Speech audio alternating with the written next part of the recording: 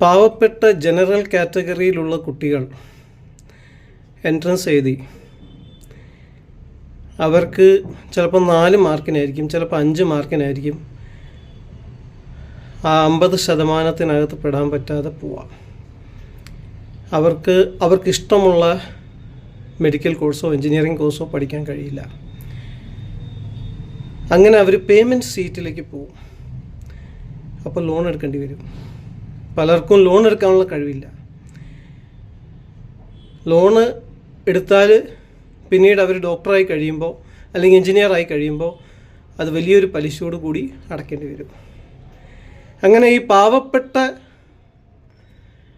General കാറ്റഗറിയിലുള്ള കുട്ടികൾ അങ്ങനെയൊക്കെ കഷ്ടപ്പെട്ട് കണ്ണുനീരൊഴുക്കി അവരെ ബുദ്ധി ഉപയോഗിച്ച് അവർക്ക് MBBS കിട്ടാതെ വന്നപ്പോൾ അവർക്ക് ആഗ്രഹമുള്ള എൻജിനീയറിംഗ് കോഴ്സ് കിട്ടാതെ വന്നപ്പോൾ വേറെ സ്ഥലങ്ങളിൽ ട്രൈ ചെയ്ത് പാസ്സായി പുറത്ത് ജോലി അന്വേഷിച്ച് ജോലി കിട്ടി. അവിടെ ഗവൺമെൻറ് ജോലി കിട്ടൂലല്ലോ അവർക്ക്. അവിടുത്തെ ഡോളറുകളുടെ കണക്ക് നമ്മൾ നോക്കിയാൽ ഇവിടുത്തെ രൂപ വെച്ച് നോക്കുമ്പോൾ അതിൻ്റെ മൂല്യം കൂടുതലായതുകൊണ്ട് അവർ പൈസ ഉണ്ടാക്കി. ആ പൈസ അവർ സംഘപരിവാറിന് അയച്ചു കൊടുത്തു. അത് സൗത്ത് ഇന്ത്യൻ്റെ കാര്യമല്ല ഞാൻ പറഞ്ഞത്, നോർത്ത് ഇന്ത്യൻ്റെ കാര്യം ഞാൻ പറഞ്ഞത്. അവർക്ക് ലഭിച്ച അനീതിക്ക് അവർ ചെയ്ത പ്രതികാരമാണ് സംഘപരിവാർ. ഈ പാവപ്പെട്ട ജനറൽ കാറ്റഗറിയിലുള്ള കുട്ടികളെ റിസർവേഷൻ വെച്ച് മലബാർ കോട്ട, മുസ്ലിം കോട്ട, ഇതുപോലത്തെ പല റിസർവേഷനുകളുണ്ട്. ദ്രോഹിച്ചതിൻ്റെ ഫലമാണ് ഇന്ന് നമ്മൾ കാണുന്ന സംഘപരിവാർ. ഈ റിസർവേഷൻ എന്ന് പറയുന്ന കാര്യം കോൺസ്റ്റിറ്റ്യൂഷനിൽ ചേർത്ത സമയത്ത് അന്നുണ്ടായിരുന്ന പ്രമുഖരാരും ജവഹർലാൽ നെഹ്റു അടക്കമുള്ളവർ അത് നല്ലൊരു കാര്യമാണ് എന്ന് പറഞ്ഞില്ല. അവരെല്ലാവരും എതിർത്തു. കാരണം ക്വാളിറ്റി കുറയും, മെറിറ്റുള്ളവർക്ക് താഴെപ്പെട്ടവരായിട്ട് തോന്നും, അവരുടെ കഴിവുകൾ അവർക്ക് വികസിപ്പിക്കാനോ ഉപയോഗിക്കാനോ ഗവൺമെൻറ്റിന് വേണ്ടിയോ രാഷ്ട്രത്തിന് വേണ്ടിയോ ചെലവഴിക്കാനോ സാധിക്കാതെ വരും. രാഷ്ട്രം ഉണ്ടാക്കുന്ന ഡോക്ടർമാരും എൻജിനീയർമാരും സയൻറ്റിസ്റ്റും ഇവരുടെ എല്ലാവരുടെയും കഴിവ് മറ്റുള്ളവരുടെ രാഷ്ട്രങ്ങൾ വെച്ച് നോക്കുമ്പോൾ വളരെ കുറവായിരിക്കും. ഈ കാരണത്താൽ അന്ന് റിസർവേഷനെ അവർ ആഗ്രഹിച്ചില്ല. അവർ പറഞ്ഞു ഇത് വേണ്ട. എന്നാൽ അംബേദ്കർ സാർ നിർബന്ധിച്ചപ്പോൾ അവസാനം എല്ലാവരും അംഗീകരിച്ചു. 15 വർഷത്തേക്ക് മാത്രമാണ് അത് അനുവദിച്ചത്. ഇന്ന് എത്ര വർഷമായി? അത് കൂടി 50% വരെയായി. എന്ന് വെച്ചാൽ ആകെ മൊത്തമുള്ള 100 സീറ്റിൽ 50 സീറ്റ് ആദ്യമേ പോയി. പിന്നെയുള്ള 50 സീറ്റുകളിൽ മാത്രമേ ജനറൽ കാറ്റഗറിക്ക് മത്സരിക്കാൻ പോലും സാധിക്കുള്ളൂ. ആ 50 സീറ്റുകളിൽ കോട്ടക്കാരും മത്സരിക്കും. അതിലൊരു 20 എണ്ണം കോട്ടക്കാർക്ക് കിട്ടും. അത് കഴിയുമ്പോൾ ശരിക്കുള്ള ജനറൽ കാറ്റഗറിക്ക് കിട്ടുന്നത് വെറും 30% ആയിരിക്കും. ആ ജനറൽ കാറ്റഗറിയിൽ പാവപ്പെട്ടവരുണ്ട്, സമ്പന്നരുമുണ്ട്. സമ്പന്നർക്ക് പഠിക്കാൻ വേണ്ടിയിട്ട് ബുക്കുകൾ കിട്ടും, നല്ല നല്ല അവസ്ഥകൾ കിട്ടും. അവർക്കറിയാം ഏത് കോച്ചിങ് സെൻറ്ററിൽ പോയാൽ ഉയർന്ന മാർക്കോടെ അവർക്ക് പാസ്സാക്കാൻ പറ്റും, എത്ര സമയം അവർ പഠിക്കേണ്ടി വരും. ഇതെല്ലാം സമ്പന്നർക്കറിയാം. ഡോക്ടർമാരുടെ മക്കൾ, എൻജിനീയർമാരുടെ മക്കൾ അവർക്കറിയാം. പക്ഷെ സമ്പന്നനല്ലാത്ത ജനറൽ കാറ്റഗറിയിൽപ്പെട്ട ഒരു കുട്ടി അവന് ഈ എൻട്രൻസ് കോച്ചിങ്ങിന് വേണ്ടി പോലും ലോൺ എടുക്കേണ്ടി വരും. അല്ലെങ്കിൽ ഏതെങ്കിലും ഒരു സൊസൈറ്റിയിൽ നിന്ന് അവനൊരു പ്രോത്സാഹനം മേടിച്ച് എങ്ങനെയെങ്കിലും അവൻ പഠിക്കാൻ ശ്രമിക്കും. അവർക്ക് അറിഞ്ഞൂടാ ഏതാണ് നല്ല സ്ഥാപനം, എവിടെയാണ് പഠിക്കേണ്ടത്. അങ്ങനെ സമ്പന്നരല്ലാത്ത ജനറൽ കാറ്റഗറിയിൽപ്പെട്ട കുട്ടികൾ മുഴുവനായും തഴയപ്പെടും. ആ 30% ജനറൽ കാറ്റഗറിയിൽപ്പെട്ട കുട്ടികളിൽ സമ്പന്നരല്ലാത്ത എത്ര പേരാണുള്ളത് ഒന്ന് പോയി നോക്കുക, അപ്പോൾ മനസ്സിലാവും. അപ്പോൾ സമ്പന്നരല്ലാത്ത ജനറൽ കാറ്റഗറിയിൽപ്പെട്ട ആളുകൾ തഴയപ്പെട്ടു. അങ്ങനെ ഒരു കൂട്ടം ആളുകൾ ഇന്നല്ല നാളെയല്ല ഇനി എന്നേക്കും അവരൊരിക്കലും നമ്മുടെ ഈ സിക്കായിട്ടുള്ള സെക്യുലറിസത്തെ എന്ന് വെച്ചാൽ രോഗം പിടിച്ച മതേതരത്വത്തെ സഹായിക്കാൻ പോകുന്നില്ല. ഇത് മതേതരത്വം എന്ന് പറഞ്ഞാൽ എന്താണ്? എല്ലാവർക്കും തുല്യ അവകാശമായിരിക്കണം. ഒരു പ്രത്യേക മതത്തിൽ ജനിച്ചതുകൊണ്ട് മാത്രം ഒരു കൂട്ടം ആളുകൾക്ക് റിസർവേഷൻ കിട്ടുക, അത് മതേതരത്വമാണ്? നിങ്ങൾ UAE പോയി നോക്ക്. UAE ആണല്ലോ അറബ് രാഷ്ട്രങ്ങളിൽ ഏറ്റവും നല്ല രീതിയിൽ, ഏറ്റവും എന്താ പറയുന്നത്, എല്ലാവരെയും ഉൾക്കൊള്ളുന്ന ഒരു രാഷ്ട്രം. ആ ഉൾക്കൊള്ളുന്ന രാഷ്ട്രത്തിലേക്ക് ഒന്ന് പോയി നോക്ക്. അവിടെ ഒരു മലയാളി മുസ്ലിമിന് സിറ്റിസൺഷിപ്പ് കിട്ടുമോ? ഈ പൃഥ്വിരാജ് സുകുമാരന് കിട്ടുമോ? നമ്മുടെ മോഹൻലാലിന് കിട്ടുമോ? മമ്മൂട്ടി സാർക്ക് കിട്ടുമോ? എന്താ കിട്ടാത്തത്? നോൺ അറബിന് കിട്ടൂല. UAE-യിലല്ലാത്ത ഒരു വ്യക്തി അവിടെ പോയാൽ അവർക്ക് സിറ്റിസൺഷിപ്പ് കിട്ടുമോ എന്നാണ് ഞാൻ ചോദിക്കുന്നത്. UAE-കാരനല്ലാത്ത, നോൺ അറബ് അല്ലാത്ത, നോൺ മുസ്ലിം അല്ലാത്ത ഒരു വ്യക്തിക്ക് ഏറ്റവും എന്താ പറയുന്നത്, ആ മിഡിൽ ഈസ്റ്റിലെ ഏറ്റവും എല്ലാവരും ഉൾക്കൊള്ളുന്ന രാഷ്ട്രമെന്ന് പറയപ്പെടുന്ന UAE-യിൽ കിട്ടൂല. ഭാരതത്തിൽ എല്ലാവർക്കും തുല്യ സിറ്റിസൺഷിപ്പാണ്. അപ്പോൾ നിങ്ങൾ പറയും ഭാരതം ഒരു സെക്യുലർ കൺട്രി അല്ലേ, ഒരു ഡെമോക്രാറ്റിക് കൺട്രി അല്ലേ? UAE-യോ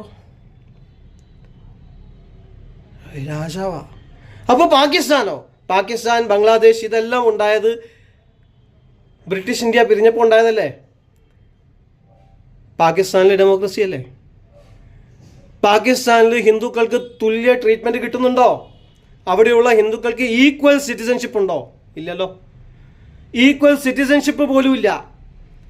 അങ്ങനെ ഈക്വൽ സിറ്റിസൺഷിപ്പ് ഇല്ലാത്ത സെക്കൻഡ് ക്ലാസ് സിറ്റിസൺഷിപ്പ് ഉള്ള പല ആളുകളും അവരുടെ ഭൂസ്വത്ത്, അവരുടെ പല രീതിയിലുള്ള സ്വത്തുക്കളെല്ലാം നഷ്ടപ്പെടുത്തിയ ശേഷം അവരെ അവിടുന്ന് അടിച്ച് ഓടിച്ചു.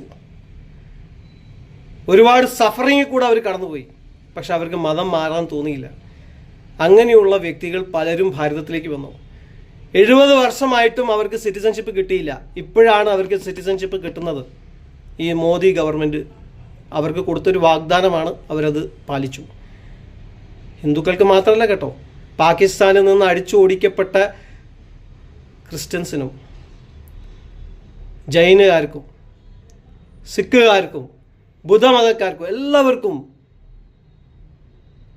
പാകിസ്ഥാനാകട്ടെ ബംഗ്ലാദേശ് ആകട്ടെ, എവിടെ നിന്നെങ്കിലും അവരുടെ വിശ്വാസത്തിന് വേണ്ടി നിന്നതുകൊണ്ട് അവർക്ക് സഹനങ്ങൾ ഉണ്ടായിട്ട് അവരുടെ എല്ലാം നഷ്ടപ്പെട്ടിട്ട് പീഡിതരായി അവർ ഭാരതത്തിലേക്ക് വന്നിട്ടുണ്ടെങ്കിൽ അവർക്ക് സിറ്റിസൺഷിപ്പ് കൊടുക്കുകയാണ് ഭാരതം ചെയ്തത്. അവരുടെ സിറ്റിസൺഷിപ്പ് എടുക്കുകയല്ല ചെയ്തത്. ഇവിടെ ഇന്നും മുസ്ലിംസ്, നമ്മളെ മുസ്ലിം ബ്രദേഴ്സ്, ഞാൻ ഒരുപാട് പേരെ അതിൽ ബഹുമാനിക്കുന്നു, എൻ്റെ ഒരുപാട് ഫ്രണ്ട്സ് ഉണ്ട്, ഈക്വൽ സിറ്റിസൺഷിപ്പാണ്. പാകിസ്ഥാനിലില്ല, ബംഗ്ലാദേശിലില്ല, അഫ്ഗാനിസ്ഥാനിലില്ല. ഹിന്ദുക്കൾക്ക്, ക്രിസ്ത്യാനികൾക്ക്, ജൈനുകാർക്ക്, സിഖുകാർക്ക് ഈക്വൽ സിറ്റിസൺഷിപ്പ്. ഇവിടെ എല്ലാവർക്കും ഈക്വൽ സിറ്റിസൺഷിപ്പാണ്. അത് കൂടാതെ മൈനോറിറ്റി റൈറ്റ്സ്, ഈ മതേതരത്വത്തിൻ്റെ ആൾക്കാർ കൊണ്ടുവന്ന ഒരു വലിയ നല്ല കാര്യമാണെന്നാണ് പറയുന്നത്. Minority rights. എന്താണോ മൈനോറിറ്റി റൈറ്റ്സ്? ഞങ്ങളും ഇവിടെയൊക്കെ തന്നെ ജീവിക്കുന്ന ആൾക്കാരല്ലേ. മൈനോറിറ്റിയുടെ പ്രത്യേകമായ കാര്യങ്ങളിലേക്ക് മറ്റുള്ളവർ നോക്കാൻ പാടില്ല. എന്ന് വെച്ചാൽ അവർ കള്ളത്തരം കാണിച്ചാലും ദുഷ്ടത കാണിച്ചാലും തീവ്രവാദം കാണിച്ചാലും അതിലേക്ക് ആരും നോക്കാൻ പാടില്ല. അതൊക്കെ എന്താണ്? ഈ മൈനോറിറ്റി റൈറ്റ്സ് എന്ന് പറഞ്ഞ സംഗതി USA-യിലുണ്ടോ? കാനഡയിലുണ്ടോ? ഓസ്ട്രേലിയയിലുണ്ടോ? ഏതെങ്കിലും ഈ വെള്ളക്കാർ ഭരിക്കുന്ന അല്ലെങ്കിൽ വെള്ളക്കാർ കൂടുതലുള്ള, എല്ലാവർക്കും മോറൽ വാല്യൂസ് പഠിപ്പിച്ചു കൊടുക്കുന്ന ഈ ക്രിസ്ത്യാനികൾ കൂടുതലുള്ള ഏതെങ്കിലും രാഷ്ട്രത്തിൽ ഈ മൈനോറിറ്റി റൈറ്റ്സ് എന്ന് പറഞ്ഞ സാധനം ഉണ്ടോ? അത് കൂടാതെ നമ്മളിവിടെ റിസർവേഷൻ,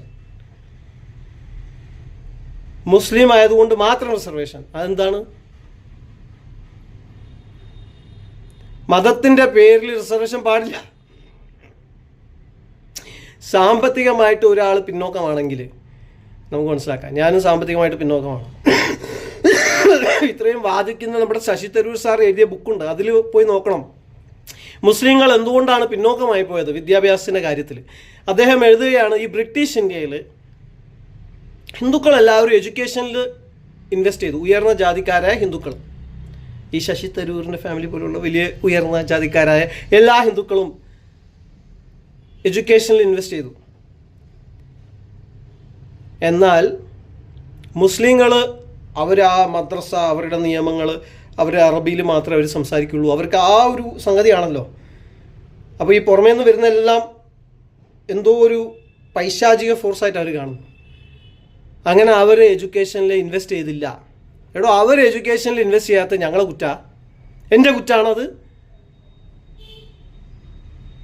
റിസർവേഷൻ ഇല്ലാത്ത പാവപ്പെട്ട ജനറൽ കാറ്റഗറിയിലുള്ള എല്ലാ കുട്ടികളുടെയും കുറ്റമാണ് മുസ്ലിങ്ങൾ എഡ്യൂക്കേഷനിൽ ഇൻവെസ്റ്റ് ചെയ്യാതിരുന്നത്. മുസ്ലിമാണ് എന്നുള്ളൊരു പേരുകൊണ്ട് മാത്രം അവർക്ക് റിസർവേഷൻ. ഇത്രയൊക്കെ സൗകര്യം കിട്ടിയിട്ടും ഇവിടെ ഇസ്ലാമോ ഫോബിയ ആണെന്നില്ല. അപ്പോൾ ഞാനിത് പറയുന്നത് പോലെ ഇസ്ലാമോ ഫോബിയ ആക്കിയെടുക്കാൻ സാധ്യതയുണ്ട്. അങ്ങനെ നീ ആക്കിയെടുക്കണ്ട. ഈ രാഷ്ട്രത്തിൽ ഇപ്പം നടക്കുന്നത് ഹിന്ദു ഫോബിയാണ്. ആ എമ്പുരാൻ എന്ന് പറഞ്ഞ മൂവി ഒന്ന് പോയി കണ്ടു നോക്കുക. അത് ഹിന്ദു ഫോബിയാണ്. ആരാ പറയാത്തത്? എന്തുകൊണ്ടാണ് പറയാത്തത് ഹിന്ദു ഫോബിയ ഉണ്ടെന്ന്? ഞാൻ ചോദിക്കട്ടെ, അതിൽ ഒരു വില്ലനെ കാണിക്കുന്നുണ്ട് എമ്പുരാനിൽ. ആ എമ്പുരാനിലുള്ള വില്ലൻ എന്ന് പറയുന്നത് ഓൾറെഡി കോടതി, നമ്മുടെ നീതിന്യായ കോടതി ശിക്ഷിച്ചു കഴിഞ്ഞ വ്യക്തിയാണ്. ആ വ്യക്തി പിന്നെ കേരളത്തിലേക്ക് വരുന്നു, കുറേ ഊടായ്പകളുമായിട്ട് കൂടിയിട്ട് ഒരു പുതിയ സർക്കാർ രൂപീകരിക്കാൻ. ഒക്കെ നടക്കുന്ന കാര്യമാണോ മോനെ? നമ്മളെ മോനെ ദിനേശ എന്ന് വിളിക്കുന്ന മോഹൻലാൽ സാർ ഞങ്ങൾക്ക് വലിയ ബഹുമാനമാണ്. പക്ഷെ അങ്ങനെയാണ് കാണിക്കേണ്ടത്. ആ ബജറംഗി എന്ന് പറഞ്ഞ ക്യാരക്ടർ, അയാൾക്ക് ഓൾറെഡി കോടതി ശിക്ഷ വിധിച്ചു കഴിഞ്ഞ്. ആ പറയുന്ന ശിക്ഷ വിധിക്കപ്പെട്ട കക്ഷി അയാളാണ് BJP-കാരനായിട്ട് കേരളത്തിൽ വരുന്നത്. അയാളാ ആണോ? ഒരു പ്രത്യേക വിഭാഗത്തെയും ഒരു പ്രത്യേക പാർട്ടിയെയും ഒരു പ്രത്യേക ചിന്താഗതിയും മുഴുവനായിട്ടും ഡീമണൈസ് ചെയ്യാണ് നിങ്ങൾ ചെയ്യുന്നത്. ഹിന്ദു ഫോബിയാണത്. അയാൾ ഓൾറെഡി ശിക്ഷിച്ചു കഴിഞ്ഞ് കോടതി. ഇനി ഞാൻ പറയട്ടെ, ഇത് മലയാളത്തിൽ പറയുമ്പോൾ കുറച്ചും കൂടെ നിങ്ങൾക്ക് മനസ്സിലാവും. ഗുജറാത്തിൽ റൈറ്റ്സ് ഉണ്ടാവുന്നതിന് മുമ്പ് ഒരു ട്രെയിൻ കത്തിച്ചിരുന്നു അയോധ്യയിലേക്ക് പോകുന്നത്. അതെന്തുകൊണ്ട് കാണിച്ചില്ല എമ്പുരാനെ? മറന്നുപോയതാ? വിട്ടുപോയതാ? എംനഷിക് എഫേസിയ എന്ന് പറയും, സെലക്റ്റീവ് ലോസ് ഓഫ് മെമ്മറി. അതാ എന്തുകൊണ്ട് അത് കാണിച്ചില്ല? അതിൻ്റെ റെസ്പോൺസ് ആയിട്ടാണ് ഒരുപാട് ഹിന്ദുക്കൾ, അവർക്ക് അങ്ങനെ ഒരു ഓർഗനൈസ്ഡ് സെറ്റപ്പ് ഒന്നും ഇല്ലയെന്ന് എമ്പുരാനും അറിയാലോ അല്ലേ? എമ്പുരാന് ആ ആളുകൾ, അവരുടെ അമ്മ പോയി, അച്ഛൻ പോയി, കൂട്ടുകാരൻ പോയി, അവരുടെ ആൾക്കാരെല്ലാം ഒരു പ്രത്യേക അറ്റാക്കിലാണെന്നുള്ള ഫീലിംഗ് ആയി. അങ്ങനെയുള്ളവരാണ് തിരിച്ചടിക്കാൻ പോയത്. അതിന് നേതൃത്വം കൊടുക്കാൻ വേണ്ടിയിട്ട് ഇങ്ങനത്തെ ആൾക്കാർ, ഈ ബജറംഗി പോലുള്ള ആൾക്കാർ പോയി കാണും. ആ പോയ ബജറംഗി പോലുള്ള ആൾക്കാരെ പിടിച്ച് ഓൾറെഡി അകത്താക്കിയല്ലോ. പിന്നെ എന്തിനാണ് ഇവിടെ വെറുപ്പ് പരത്തുന്നത്? ആ ബജറംഗിയാണ് ഇന്ന് ഇവിടെ സൗത്തിലേക്ക് വരുന്നത്. ഞങ്ങളെപ്പോലുള്ള നോർത്ത് ഇന്ത്യക്കാർ ഒരുപാട് പേര് ഇവിടെ വന്നിട്ടുണ്ട്. ഞാനൊക്കെ ജനിച്ചു വളർന്നത് കേരളത്തിലാണ്. പ്രിയങ്ക ഗാന്ധി കേരളക്കാരി, രാഹുൽ ഗാന്ധി കേരളക്കാരൻ, മലബാറുകാരൻ.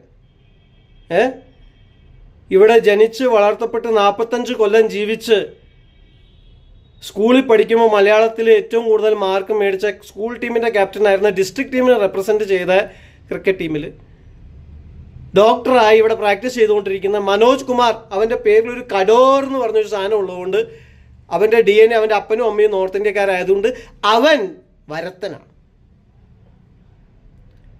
രാഹുൽ ഗാന്ധിയും പ്രിയങ്ക ഗാന്ധിയും ഇവിടെയല്ലേ ജനിച്ചത്, ഇവിടെയല്ലേ പഠിച്ചത്. അവർക്ക് നന്നായിട്ട് മലയാളം എഴുതാനും വായിക്കാനും അറിയാലോ. അറിയില്ലേ? ശശി തരൂർ സാറിന് അറിയോ എഴുതാനും വായിക്കാനും മലയാളം?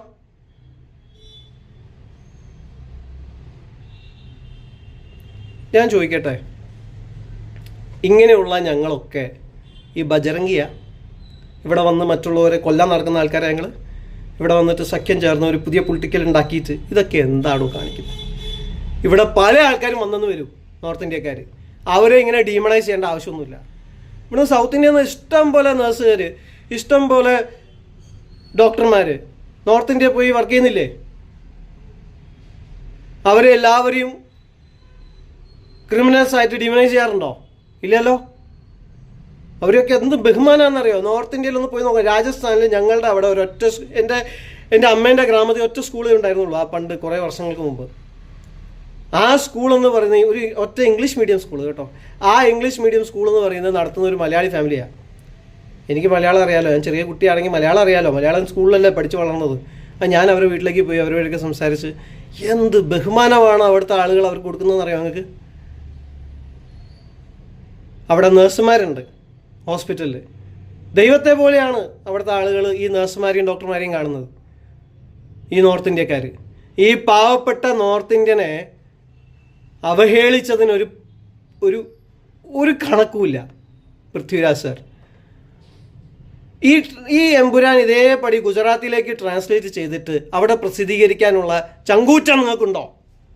ചെയ്താൽ അവിടെ എന്ത് നടക്കും നിങ്ങൾക്കറിയോ? എന്താ ചെയ്യാത്തത്?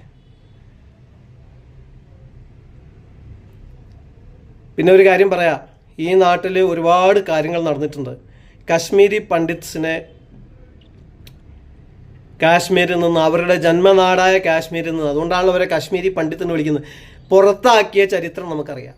അതാരാ പുറത്താക്കിയെന്ന് നമുക്കറിയാം. അവരെല്ലാവരും ഒരു രാത്രി പല ആളുകളെയും ഒരു ഏരിയയിൽ പുറത്തേക്ക് വിളിച്ചിട്ട്, ഇത് ഞാനൊരു ഫാദർ പ്രസംഗിക്കുന്ന കേട്ടിട്ട് പറയാണ്, ഫാമിലി ആയിട്ട് പുറത്തേക്ക് വിളിച്ചിട്ട് അവരെല്ലാം വെടിവെച്ച് കൊന്നത്രേ. ജലിയൻ വാല ബാഗ് മാതിരിയുള്ള കാര്യമാണ് ചെയ്തത്. ആരാ ചെയ്തത്? നമ്മളെ മുസ്ലിം സഹോദരങ്ങൾ, ഇവിടെ തുല്യ സിറ്റിസൻസ് ആയിരിക്കുന്ന മുസ്ലിം സഹോദരങ്ങൾ, ഇവിടെ റിസർവേഷൻ പ്രാപിക്കുന്ന മുസ്ലിം സഹോദരങ്ങൾ. അപ്പോൾ നിങ്ങൾ ഈ സംഘ് പരിവാറിനെ പറ്റിയിട്ട് ഇങ്ങനെ കുറേ മോശമായിട്ട് സംസാരിച്ചിട്ട് കുറേ ഹിന്ദു ഫോബിയ ഉണ്ടാക്കാനും കുറേ ഡീമണൈസ് ചെയ്യാനും ശ്രമിക്കുന്നുണ്ടല്ലോ, അത് മഹാ ചെറ്റത്തനാണ്. കൂടുതൽ ആൾക്കാർ ഇനി നിങ്ങളുടെ ഈ കള്ളം മതേതരത്വം ഉണ്ടല്ലോ, കോൺഗ്രസ്സുകാരുടെയും കമ്മ്യൂണിസ്റ്റുകാരുടെയും, അത് വിട്ടുപോകും. ഞങ്ങൾ ബോർഡർ ലൈൻ പോലും അല്ല, കോൺഗ്രസ് വോട്ടറായിരുന്നു ഞാൻ. എൻ്റെ ജീവിതത്തിൽ ചില കാര്യങ്ങൾ സംഭവിക്കുന്നവർ. ഇപ്പം എനിക്ക് ബോർഡർ ലൈൻ പോലും നിൽക്കാൻ താല്പര്യമില്ല. ഒരു ഇലക്ഷൻ ഉണ്ടായാൽ no objection to any candidate. കാരണം നമുക്കറിയാലോ ഇവിടെ എന്താണ് നോട്ട, അതാണ് no objection to any candidate. അങ്ങനെയാണ് ഞങ്ങളൊക്കെ വോട്ട് ചെയ്യാൻ തീരുമാനിച്ചിരിക്കുന്നത്. ഹിന്ദു ഫോബിയ ഉണ്ടാക്കുകയാണ് ഇവിടെ. ജനറൽ കാറ്റഗറിയിലുള്ള ഒരുപാട് പാവപ്പെട്ട ആളുകളുണ്ട്. അവർ 90% ഹിന്ദുസ് ആയിരിക്കും, പിന്നെ കുറേ ക്രിസ്ത്യൻസും ഉണ്ടാവും, കുറച്ച് മുസ്ലിംസും ഉണ്ടാവും. ഈ ജനറൽ കാറ്റഗറിയിൽ പുവർ ആയിട്ടുള്ള ആൾക്കാർ, അവർക്ക് വേണ്ടി ഒരു സംവരണവും എവിടെയും ഇല്ല. അവർക്ക് വേണ്ടി സംവരണം ഉണ്ടാവില്ലല്ലോ. അവരെ ആണല്ലോ ഈ സംവരണത്തിലൂടെ വിവേചിക്കുന്നത്, അവരോടാണല്ലോ ഈ വിവേചനം കാണിക്കുന്നത്. ജനറൽ കാറ്റഗറിയിലുള്ള സമ്പന്നരായ പൃഥ്വിരാജിൻ്റെ മക്കൾക്ക് അമേരിക്ക സീറ്റ് കിട്ടും, ശശി തരൂരിൻ്റെ മക്കൾക്ക് ഇംഗ്ലണ്ടിൽ സീറ്റ് കിട്ടും. പക്ഷേ ജനറൽ കാറ്റഗറിയിൽ പുവർ മാൻ ആയിരിക്കുന്ന DP കട്ടോറിൻ്റെ മകനെ എവിടെ സീറ്റ് കിട്ടും? ചിലപ്പോൾ നിങ്ങളുടെ മക്കളെക്കാളും ബ്രൈറ്റ് ആയിരിക്കും ഞാൻ ബുദ്ധിയായിട്ട്, ചിലപ്പോൾ ബ്രില്യൻ്റ് ആയിരിക്കും. എനിക്ക് കിട്ടുമോ സീറ്റ് എവിടെയെങ്കിലും? Mister Prithviraj, mister Shashi Tharoor, general കാറ്റഗറിയിലുള്ള പാവപ്പെട്ട ആളുകളെ നിങ്ങളൊക്കെ തഴഞ്ഞിട്ടുണ്ട്. എന്നിട്ട് വോട്ടിങ്ങിൻ്റെ സമയം വരുമ്പോൾ നായർ വോട്ട് വേണം. ഞാൻ നായരല്ല കേട്ടോ, നായറിനേക്കാളും കൂടിയ ജാതിയാണെന്നാണ് പറയുന്നത്. നോർത്ത് ഇന്ത്യയിലേക്ക് പോയി കഴിഞ്ഞാൽ സൗത്ത് ഇന്ത്യ എല്ലാം ദളിതാന്നാണ് പറയുന്നത്. അങ്ങനെയാണ് അവിടുത്തെ ജാതി അണ്ടർസ്റ്റാൻഡിങ്. എനിക്ക് അങ്ങനത്തെ ഒരു ജാതി അണ്ടർസ്റ്റാൻഡിങ് ഇല്ല. കാരണം ഞാൻ ജാതിയിൽ വിശ്വസിക്കുന്നില്ല. ഞാനൊരു ക്രിസ്ത്യനാണോ, ക്രൈസ്റ്റിൽ വിശ്വസിക്കുന്ന വ്യക്തിയാണ്. അതിന് കുറേ പീഡനം അനുഭവിച്ചിട്ടുണ്ട്. പക്ഷേ ആ ക്രൈസ്റ്റിൽ വിശ്വസിച്ചപ്പോൾ എൻ്റെ ജാതിക്കാർ എനിക്ക് തന്ന പീഡനത്തെക്കാളും അധികം ക്രിസ്ത്യൻസ് എനിക്ക് തന്നു. എന്നാലും എൻ്റെ സഹോദരങ്ങളല്ലേ എന്ന് പറഞ്ഞ് ഞാൻ അവരോട് ക്ഷമിച്ചു. പക്ഷെ നിങ്ങളൊരു കാര്യം ഓർക്കണം, നിങ്ങളൊരു സെക്യുലർ ആൾക്കാരാണെന്നല്ലോ പറഞ്ഞത്. എന്താണ് സെക്യുലർ എന്ന് പറഞ്ഞാൽ? ധർമ്മനിരപേക്ഷിത അല്ലേ? പിന്നെ അവിടെ എന്തിനാണോ കാസ്റ്റ് നോക്കുന്നത്? അവിടെ കാസ്റ്റിൻ്റെ ആവശ്യം എന്താണ്? കാസ്റ്റ് എന്ന് പറയുന്നത് ഏത് മതത്തിൻ്റെ ഭാഗമാണ്? ഇസ്ലാമിലുണ്ടോ കാസ്റ്റ്? ക്രിസ്ത്യാനിറ്റിയിലുണ്ടോ കാസ്റ്റ്? കാസ്റ്റ് എന്ന് പറയുന്നത് ഹിന്ദുയിസമാണ്. മനസ്സിലായോ? അപ്പോൾ കാസ്റ്റിൻ്റെ പേര് വെച്ചിട്ട് നമ്മളെ നാലാക്കുക. എന്നിട്ട് കുറേ ജാതിക്കാർ OBC ഞങ്ങളൊക്കെ ഉയർന്ന. അപ്പം അത് കഴിഞ്ഞിട്ട് നമ്മളെ പീഡിപ്പിക്കുക കാസ്റ്റിൻ്റെ പേര് പറഞ്ഞിട്ട്. അതാണ് നിങ്ങളുടെ ഈ വ്യാജ മതേതരത്വം. അതിൻ്റെ ആവശ്യം ഇനിയില്ല. ഇനി കോൺഗ്രസ്സിന് ഉയർന്ന ജാതിക്കാരെന്ന് പറഞ്ഞാൽ കുറേ ഉണ്ടല്ലോ അല്ലേ? എനിക്ക് അറിഞ്ഞൂടെ ഏതൊക്കെ ഉയർന്ന ജാതി അവിടെ ഉള്ളതെന്ന്. പക്ഷെ ഏറ്റവും ഉയർന്ന ജാതി മുതൽ സംവരണമില്ലാത്ത ഉയർന്ന ജാതി വരെയുള്ള ആൾക്കാർ, അത് ആരായാലും ശരി, അവരുടെ വോട്ട് കിട്ടണമെങ്കിൽ സംവരണം കൂട്ടണം കൂട്ടണം കൂട്ടണം എന്ന് പറഞ്ഞാൽ 50% 67% ആക്കണം എന്ന് പറയുന്ന ആ നയം മാറ്റണം. സംവരണം കുറച്ച് കൊണ്ടുവരിക വേണ്ടത്. അതാണ് അംബേദ്കർ സാർ പറഞ്ഞത്. സംവരണം 15 വർഷം കഴിയുമ്പോൾ കുറച്ച് കൊണ്ടുവരാം. അമേരിക്കയിലുണ്ടോ സംവരണം? ഉണ്ടോ? ഇവിടെ DI എന്ന് പറഞ്ഞ് കുറച്ച് പേരെ ഇങ്ങോട്ട് കൊണ്ടുവന്ന് അവരെ ട്രംപ് വന്നപ്പോൾ എല്ലാം പിരിച്ചുവിട്ടു. കാരണം എന്താ? അവിടെ എല്ലാവർക്കും മെറിറ്റ് വേണം, ഫെയർനെസ് വേണം. നിങ്ങൾക്ക് കഴിവുണ്ടെങ്കിൽ നിങ്ങളുടെ കഴിവിന് നിങ്ങൾക്ക് അതിനുള്ള നിങ്ങൾക്ക് പ്രതിഫലം കിട്ടും.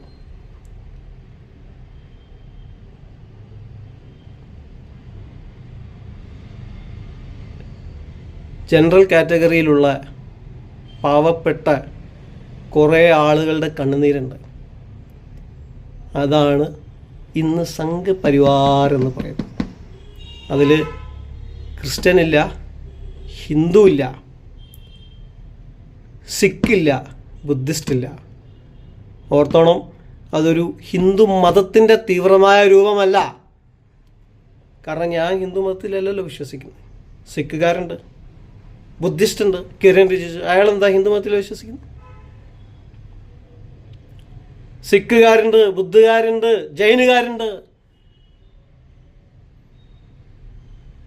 അതുകൊണ്ട് അന്നത്തെ ആ പഴയ ഗോൾവാൾക്കറിൻ്റെ ബുക്ക് എടുത്തിട്ട് ഇന്നത്തെ ആളുകളെ വിധിക്കാൻ നോക്കണ്ട. ആ ഗോൾവാൾക്കറിൻ്റെ സാവർക്കറിൻ്റെ ഇത് കൊണ്ടുവരും, മറ്റേ കൊണ്ടുവരും. എടാ ഞാൻ ചോദിക്കട്ടെ, മഹാത്മാഗാന്ധി എന്താ വിശ്വസിച്ചത്? അത് പറയും. സംവരണം വേണമെന്നാ വിശ്വസിച്ചത് മഹാത്മാഗാന്ധി? ആണോ? ഇനിയും കുറേ കാര്യങ്ങൾ പറയാനുണ്ട്, ഭാഷയെക്കുറിച്ച് പറയാനുണ്ട്. അത് അടുത്ത വീഡിയോയിൽ പറഞ്ഞുതരാം. ഹിന്ദിയാണ് നമ്മുടെ രാഷ്ട്രഭാഷ ആകേണ്ടത്, അല്ലാതെ ഇംഗ്ലീഷ് അല്ല.